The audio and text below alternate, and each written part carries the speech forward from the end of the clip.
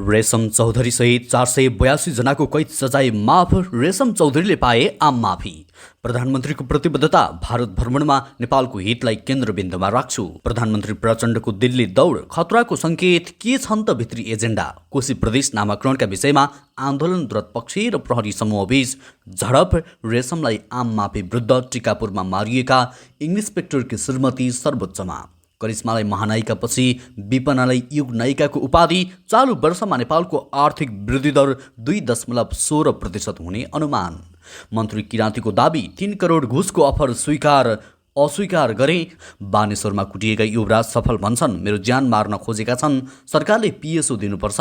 विद्युत प्राधिकरणले टेलिकमभन्दा धेरै नाफा कमायो, धेरै घाटा बिहोर्ने संस्थान आयल निगम। नक्कली शरणार्थी प्रकरण, सिंहदरबारमा प्रदर्शन गर्ने 17 जना पक्राउ। मानिसको दिमागमा चिप लगाउँदै एलन मस्क, सरकारले दियो अनुमति लगायतका आज दिनभरका केही महत्त्वपूर्ण ब्रेकिङ न्युजको साथमा म सन्तोष उपस्थित भएको छु। पुरा समाचार महत्त्वपूर्ण भएकाले अन्तिमसम्म हेरी हाम्रो हौसला स्वरूप भिडियोमा एक लाइक गर्दै सक्दो सेयर गर्न नबिर्सिनुहोला। साथै यति बेला कुन ठाउँबाट भिडियो सामग्री हेर्दै हुनुहुन्छ तलको कमेन्ट बक्समा जानकारी गराउन पनि नबिर्सिनुहोला। दर्शकबिन पहिलोपटक हेर्दै हुनुहुन्छ भने फर्स्ट टाइम लेखेर कमेन्टमा जानकारी गराउनुहोला र रेगुलर हेर्नुहुन्छ भने रेगुलर लेखी जानकारी गराउन पनि नबिर्सिनुहोला। समाचारको सुरुमा रेशम चौधरी छुट्ने प्रसङ्ग। राष्ट्रपति रामचन्द्र पौडेलले गणतन्त्र दिवसको अवसरमा टिकापुर घटनामा संलग्न रेशम चौधरी सहित 482 जनाको कैद सजाय माफी गरेका छन्। आइतबार साँझ प्रधानमन्त्री कार्यालयका प्रवक्ता शैलजा रेग्मी भट्टराईले विज्ञप्ति जारी गर्दै 482 जनाको कैदीहरूको भुक्तान हुन बाँकी कैद सजाय माफी भएको जानकारी दिएका छन्। आइतबार मात्रै मन्त्री परिषदको बैठकले चौधरीको सजाय माफी गर्न राष्ट्रपति पौडेल समक्ष सिफारिस गरेको थियो। मन्त्री परिषदको सिफारिसमा सोमबारदेखि लागू हुने गरी रमेश थलङ भन्ने हेमबहादुर समेत 475 र ज्येष्ठ नागरिक उदय नारायण गिरी समेत 7 जना गरी कुल 482 को कैद भुक्तान हुन बाँकी सजाय माफी भएको हो।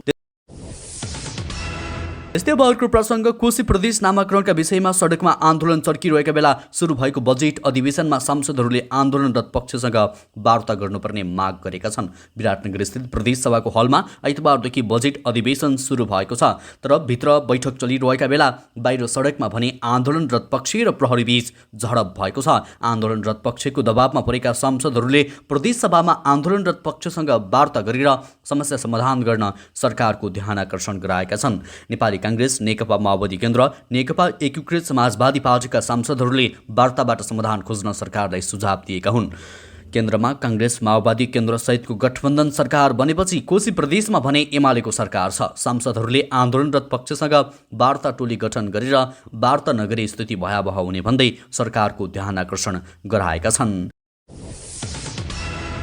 त्यस्तै अब अर्को प्रसङ्ग, संस्कृति पर्यटन तथा नागरिक उड्डयन मन्त्री सुदन किराँतीले नेपाल वायु सेवा निगमको प्रबन्ध निर्देशक फेर्न 3 करोड रुपियाँको प्रस्ताव गरेको र त्यसलाई अस्वीकार गरेकै कारण आफूमाथि नियोजित प्रहार भएको दाबी गरेका छन्। गीतकार सङ्घको 14औं स्थापना दिवसका अवसरमा आइतबार काठमाडौँमा आयोजित कार्यक्रममा मन्त्री किराँतीले आफू सेटिङमा चल्न नमान्दा र भ्रष्टाचार गर्न अस्वीकार गरेकै कारण जग्गा प्रकरणमा अनावश्यक रूपमा मुस्न खोजिएको दाबी गरेका हुन्। एक दिन फोन गर्ने व्यक्तिलाई भेट्दा टोकन मनी 1 करोड नियुक्त गरेका 7 दिनमा 1 करोड र त्यसको 1 महिनापछि 1 करोड दिने प्रस्ताव गरेका थिए। उनले भने, मैले घुस अस्वीकार गरेकै दिनदेखि प्रहार सुरु भएको थियो।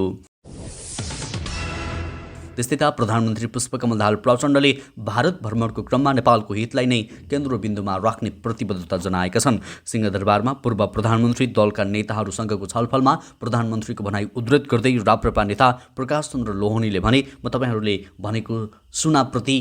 तपाईँहरूले भनेको सूचनाप्रति संवेदनशील छु। नेपालको हितलाई नै मध्यनजर गरेर मात्रै अघि बढ्छु, नेपालको हितलाई केन्द्रबिन्दुमा राख्छु। उनले आफूहरूले नेपालको राष्ट्रिय हित र राष्ट्रिय स्वार्थ र नेपाली जनताको आत्मसम्मानमा केन्द्रित भएर कुराकानी गर्ने सुझाव दिएको बताए। प्रधानमन्त्रीले पूर्व प्रधानमन्त्री शेरबहादुर देउवा, केपी शर्मा ओली, बाबुराम भट्टराई, लोकसभा अध्यक्ष महन्त ठाकुर, रासपा सभापति रवि लामिछाने, परराष्ट्र मन्त्री एनपी साउद, पूर्व परराष्ट्र मन्त्री प्रदीप ग्यावाली, प्रकाश चन्द्र लोहनी लगायत सहभागी रहेका थिए।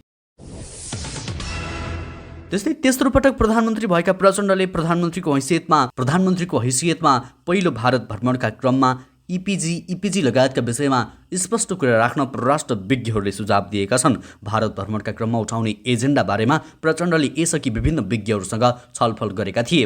सत्तारूढ माओवादी केन्द्र पछिल्लो समय वैदेशिक शक्ति केन्द्रको घेराबन्दीमा रहेको निष्कर्षसहित प्रचण्डले भारतसँगको सम्बन्धलाई पनि विस्तार गर्न चाहेका छन्। प्रधानमन्त्री प्रचण्डको भारत भ्रमणको दोस्रो दिन जेठ 18 गते भारतीय समकक्षी मोदीसँगको द्विपक्षीय हितका बारेमा भेटवार्तापछि दुई प्रधानमन्त्रीले संयुक्त पत्रकार सम्मेलन गर्ने कार्यक्रम छ। प्रधानमन्त्रीको साथमा नेपाल सरकारका मन्त्री, सचिव र वरिष्ठ अधिकारी सहभागी हुनेछन्। त्यस्तै यता टिकापुर हत्याकाण्डमा 3वटै तहका अदालतबाट दोषी ठहर भएका रेशम चौधरीलाई आम माफी दिने निर्णय विरुद्ध मृतककी श्रीमतीले रिट दिएकी छन्। उक्त घटनामा मारिएका इन्सपेक्टर केशव बोहराकी पत्नी शारदा कडायत रिट लिएर सर्वोच्च पुगेकी हुन्। दर्ताका लागि रिटको अध्ययन भइरहेको सर्वोच्च अदालतका प्रवक्ता विमल पौडेलले जानकारी दिएका छन्। गणतन्त्र दिवसका दिन पारेर सोमबार चौधरीलाई आम माफी दिन लागि छ। आजको मन्त्री परिषद बैठकले राष्ट्रपति समक्ष सिफारिस गरेको थियो। जन्मकैदको सजाय गर्ने चौधरीलाई जिल्ला अदालत र उच्च अदालतको फैसलालाई केही दिन अघि सर्वोच्च अदालतले पनि सदर गरेको थियो। त्यस्तै सरकारी स्वामित्वमा रहेका विभिन्न 44वटा सार्वजनिक संस्थानमध्ये नेपाल विद्युत प्राधिकरणले सबैभन्दा बढी नाफा कमाएको छ। प्राधिकरणको गत आर्थिक वर्ष 2078-79 सम्मको सञ्चित नाफा 24 अर्ब रुपियाँ छ। संस्थाले गत आबमा 31% नाफा कमाएको थियो। प्राधिकरणले गत आर्थिक वर्ष 2078-79 को एक वर्षमै 13 अर्ब 37 करोड रुपियाँ नाफा कमाएको छ। यो संस्थाले पछिल्लो 5 वर्षमा लगातार नाफा कमाउँदै गएको छ। प्राधिकरणपछि दोस्रो धेरै नाफा कमाउने संस्थामा नेपाल दूरसञ्चार कम्पनी नेपाल टेलिकम रहेको छ। टेलिकमको सञ्चित नाफा 45 अर्ब रुपियाँ रहेको छ। टेलिकमले गत आर्थिक वर्षमा 8 अर्ब 47 करोड रुपियाँ नाफा कमाएको छ। टेलिकम पनि सरकारको वर्षनी नाफा कमाउने संस्थामा पर्छ। पछिल्लो समय 5 वर्षको तथ्याङ्क अनुसार नाफा भने घट्दै गएको देखिएको छ। त्यस्तै केही वर्ष अगाडि एउटा संस्थाले नायिका करिश्मा मानन्दरलाई महानायिकाको उपाधि दियो। यो उपाधिमा आफ्नै खालका बहस हुने गरेका छन्। कतिपयले करिश्मालाई यो उपाधि दिनु हुँदैन भन्ने तर्क गरेका छन् भने कतिपयले करिश्मा नेपाली फिल्म क्षेत्रको महानायिका नै नभएको तर्क पनि गर्ने गरेका छन्। हुन त दर्शकको मनमा बस्न सफल कलाकारहरूलाई विभिन्न उपाधि झुन्ड्याउन आवश्यक नभएको भन्ने खालका टिप्पणीहरू पनि सुनिन्छन्। नायिका करिश्मा मानन्दरपछि अर्की एक नायिकालाई पनि नयाँ उपाधि दिइएको छ। काठमाडौँमा आयोजना भएको स्पर्श म्युजिक भिडियो अवार्डमा नायिका विपना थापालाई युग नायिकाको उपाधि दिइएको हो। त्यस्तै चालु आर्थिक वर्षमा नेपालको आर्थिक वृद्धि दर 2.16% सीमित हुने अनुमान गरिएको छ। सरकारले आइतबार सङ्घीय संसदको दुवै सदनमा पेश गरेको आर्थिक सर्वेक्षणमा विश्व आर्थिक समस्याको असर नेपालमा पनि परेको भन्दै आर्थिक वृद्धि दर 2.16% सीमित हुने अनुमान गरिएको छ। थोक तथा खुद्रा व्यापार, निर्माण, उत्पादनमूलक उद्योगको उत्पादन लगायत समग्र आर्थिक क्रियाकलापमा सङ्कुचन भई चालु आर्थिक वर्षमा मुलुकको आर्थिक वृद्धि दर 2.16% हुने अनुमान रहेको अर्थमन्त्री डाक्टर प्रकाश शरण महतले जानकारी दिएका छन्। आर्थिक सर्वेक्षण र सार्वजनिक संस्थानको वार्षिक स्थिति समीक्षा प्रतिवेदन 2080 संसदमा पेश गर्दै उनले सन् 2023मा विश्वको अर्थतन्त्र नै स्वास्थ्यमा समस्यामा परेकाले त्यसको असर नेपालको अर्थतन्त्रमा पनि परेको बताए। वस्तु आयातमा भएको सङ्कुचन र समष्टिगत मागमा आएको कमीका कारण आर्थिक गतिविधिमा सुस्तताई दबाव देखिएको उनले बताएका छन्। त्यस्तै भाइरल म्यानको छवि बनाएका अधिवक्ता युवराज सफलले हिजो बानेश्वरमा कुटाई खाए। युवाहरूको एउटा समूहले वाद विवादका क्रममा उनलाई लखेड्दै पिटेको थियो। कुटाई खाने युवराजले आजै प्रहरीमा विप्लव खड्का र सोम शर्मा विरुद्ध किटानी जारी दिएका छन्। आफूलाई मार्ने नै नियतले कुटेको उनको दाबी रहेको छ। भएको के थियो त? केही समय अघि प्रधानमन्त्री प्रचण्ड विरुद्ध नाराबाजी गर्दा पक्राउ परेका युवा विप्लव खड्काको समूहले हिजो दिउँसो स्वतन्त्र नागरिक आन्दोलनका नाममा भ्रष्टाचार विरुद्ध बानेश्वरमा धरना दिएको थियो। बानेश्वरमा नै अलिपर डाक्टर सुरेन्द्र केसी, साध्य बहादुर भण्डारी लगायतले नागरिकता विधेयकका विरुद्ध प्रदर्शनको आयोजना गरेका थिए। त्यही प्रदर्शनमा भाग लिन कालो चस्मा लगाएर झल्किँदै पुगेका थिए युवराज सफल। त्यस्तै नक्कली भुटानी शरणार्थी प्रकरणका दोषीलाई कारबाहीको माग गर्दै सिंहदरबारमा प्रदर्शन भएको छ। नक्कली भुटानी शरणार्थी प्रकरणका मूल दोषीलाई कारबाही गर तीन तहको सरकार सुशासन, पारदर्शिता र जवाबदेहिता सुनिश्चित गर, लोकतान्त्रिक गणतन्त्रको मूल्य अनुरूप आचरण गर भन्ने आह्वानसहित मानव अधिकार तथा शान्ति समाजको आह्वानमा प्रदर्शन गरिएको हो। लोकतान्त्रिक गणतन्त्र स्थापनार्थ योगदान गरेको संस्था शान्ति समाजले 16औं गणतन्त्र दिवसको पूर्व सन्ध्यामा काठमाडौँमा प्रदर्शन भएको हो। प्रदर्शनका क्रममा प्रहरीले 17 जना अधिकार कर्मीहरूलाई पक्राउ गरेको बताइएको छ। प्रदर्शन प्रारम्भ हुनासाथ प्रहरीले समाजका संस्थापक सभापति कृष्ण पहाडी, नागरिक अगुवा अर्जुन पराजुली, उत्तम पुडासैनी, विमल अर्याल, अधिकार कर्मीहरू चन्द्रमणि बन्छारा, नम्रता खरेल, किरण ढकाल, दिवाकर पुडासैनी, बलबहादुर गाहा मगर, उमा गौतम, भगवान पुडासैनी, ईश्वर पुडासैनी, जयराम पुडासैनी, विकास थापा, रमेश कुमार बराल, चन्द्रमणि गौतम, रीता अधिकारी सहित 17 जनालाई गिरफ्तार गरेको हो।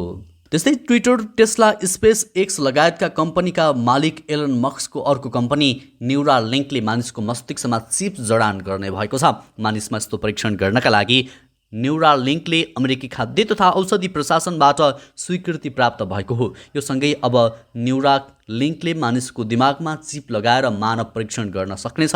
यसअघि न्युरालिङ्कले बाँदरको मस्तिष्कमा चिप जडान गर्न सफल परीक्षण गरेको थियो।